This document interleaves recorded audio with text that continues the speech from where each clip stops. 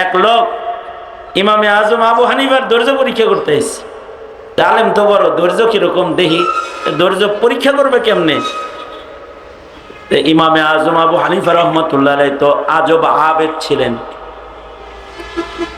সুদীর্ঘ 40টা বছর ইশার ওযু দিয়া ফজর পড়েছেন, সারা রাত নামাজ পড়তেন, রাত্রে ঘুমাতেন না। ইমামে আজমের ঘুমের সময় ছিল জোহর থেকে আসর। কাইলুলার যে সময়টা, এই সময়টা একটু লম্বা করে উনি ঘুমায় নিতেন আসর পর্যন্ত। এই লোক ঘুমের টাইমে ডিস্টার্ব দিতে আসছে, যে যখন তখন যাবো না, যখন ঘুমায় এই সময় যাবো। ঘুমের টাইমে যখন ডিস্টার্ব দিতে আসছে, কেবল ইমামে আজম ঘুমাইছেন, আধা ঘন্টা হয়েছে, হে দরজা এক হয়, ইমাম সাহেব মাসালা জানতে আইছি, দরজা খোলেন, চিল্লাইতেছে। ইমামে আজম আবু হানিফার বাড়ি দোতলা বাড়ি ছিল, দোতলায় ইমাম ঘুমাইতেন। আওয়াজ শুনে দোতলা থেকে নিচে নেমে আসছেন, এসে বলে ডাকো কেন, কি হয়েছে, কি মাসলা বলো। লোকটা কয় মাসলা ভুলে গেছি। ইমামে আজম আশ্চর্য ধৈর্য। ইমামে আজম বললেন যখন স্মরণ হয় আবার আইসো। এই লোক চলে গেল। একটু চক্ষুটা লাগছে, কেবল ঘুমের ভাব আসছে, আবার আইসা বলে ইমাম সাহেব দরজা খুলেন, মাসালা জানতে আসছে। ইমামে আজম আবার দরজা খুলে তাড়াহুড়া করে নিচে আসছে। এই লোক বলে এমনি কি মানুষ মানুষের কাছে আসে নাকি, মনে হয় মারতে আইতেছেন, ভুলে গেছি।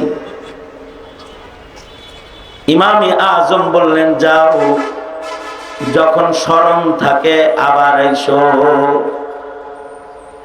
আবার আধা ঘন্টা গেছে, কেবল একটু চোখ লাগছে, এই লোক আবার আসছে। আইসা বলে ইমাম সাহেব আইসি, বলি নাই মাসালা। ইমাম সাহেব নিচে আসছে। ইমামে আজম কি বলো? ইমাম সাহেব পায়খানা কি টক না তিতা মিঠা এটা জানতে আইছি। কিরকম খবিসের খবিস, 3 বার ঘুমের থেকে উঠায় কয় পায়খানা টক না তিতা। আমাদের মতো কাউকে যদি এমন কি কেউ মাসালা জিগাইতো, হেরে কইতাম ওরে ধর, ওর জিহ্বাটা বাইর কর, চা খাইয়া দিই, তিতা না মিঠা দেখো। কিন্তু ইমামে আজম আবু হানিফা রহমতুল্লাহ আলাইহি উনি মুস্কি হাসি দিছেন, একটা হাসি দিয়ে উনি বললেন আল্লাহর বান্দা, পায়খানা যখন ভিজা থাকে তখন ওইটা মিঠা থাকে, যখন শুকায়া যায় তখন তিতা হয়ে যায়। এই লোক ইমামে আজমকে ফের আবার কষ্ট দেওয়ার জন্য বলতেছে, ইমাম সাহেব এটা কি জিহ্বায় লাগায় টেস্ট করে দেখছিলেন আপনি? ইমামে আজম আবু হানিফা বলে সব কিছু জিহ্বা দিয়ে টেস্ট করা লাগে না। মহান আল্লাহ মানুষকে আকল নামক দৌলত দান করেছেন, কিছু কিছু আকল দিয়েও বের করতে হয়। দেখো না, পায়খানা যখন ভিজা থাকে ওর উপরে মাছি বসে, মাছির স্বভাব মিষ্টি জিনিসের উপরে বসা, কিন্তু যখন শুকায়া যায় সেখানে আর মাছি আসে না, তিতা হয়ে যায়। লোকটা বলে ইমাম সাহেব আসলেই তুমি ইমামে আজম, কারণ তোমার ধৈর্য বেশি, তাই তুমি আল্লাহর কাছে মকবুল বেশি। লা তাগজাব, নবীজির ছোট্ট একটা নসিহত, লা তাগজাব। আলেমদের ধৈর্য যতটা আছে, সাধারণ ছাত্রদের ধৈর্য অতটা নাই। শাপলায় তলবে ইলমদের রক্ত যেভাবে নিয়েছে 16 বছরের, ঝাল মিটায় দিত ছাত্ররা যদি এদের ধৈর্য না থাকত। যেভাবে কষ্ট দিছে আলেমদেরকে, জেলখানায় আটকায় রেখেছে, মামলার পর মামলা, ছাইরা দিয়াও আবার কয় আবার ধর, মানে অত্যাচারের উপরে অত্যাচার। তারপরেও এদেশের আলেমরা গণভবনে যায় নাই, কিন্তু ধৈর্য কম ছাত্রদের। এটাও আল্লাহ পাকের মেহেরবানি। ইন্নাল্লাহা ইউআইয়িদুদ-দীন বিরাজুলিল ফাজির। যুগে যুগে আল্লাহ তাআলা নবী রাসূল প্রেরণ করেছেন। নবীরা যুগে যুগে দুই জিনিস নিয়ে আগমন করেছেন। নবীরা তাওহীদ নিয়ে আগমন করেছেন, নবীরা ইলমে দ্বীন নিয়ে আগমন করেছেন। সকল নবীর এলান ছিল লা ইলাহা ইল্লাল্লাহ। বলুন লা ইলাহা ইল্লাল্লাহ, আওয়াজ করে বলেন লা ইলাহা ইল্লাল্লাহ। এটা সব নবীর এলান। এই তাওহীদের এই এলান নিয়ে সকল নবীরা পৃথিবীতে এসেছেন। সকল নবীকে আল্লাহ তাআলা ইলম দান করেছেন, ইলমি দ্বীন। আল্লাহ পর্যন্ত পৌঁছার জন্য ইলমের দরকার। তাই নবীরা শুধু আল্লাহ পাকের নামের এলান নিয়ে আসেন নাই, নবীরা আল্লাহ পর্যন্ত পৌঁছার জ্ঞান নিয়েও এসেছেন। আমাদের নবীজিও 570 খ্রিস্টাব্দে জন্মগ্রহণ করেছেন। আমাদের নবী আলাইহিস সালাতু ওয়াস সালামও তাওহীদের বার্তা নিয়ে এসেছেন এবং ইলমে দ্বীন নিয়ে এসেছেন। আমাদের নবীজিও আরবকে এলান করে বলেছেন, দুনিয়াবাসীকে বলেছেন, ইয়া আইয়ুহান নাস কুলু লা ইলাহা ইল্লাল্লাহ তুফলিহুন। আমাদের নবীজিকেও আল্লাহ তাআলা ইলম দান করেছেন। অন্যান্য নবীর ইলম আর আমাদের নবীর ইলমের কিছু ব্যবধান। একটা ব্যবধান হলো, আমাদের নবীজির ইলমের আয়তনটাই অন্য নবীদের ইলমের চাইতে অনেক বড়।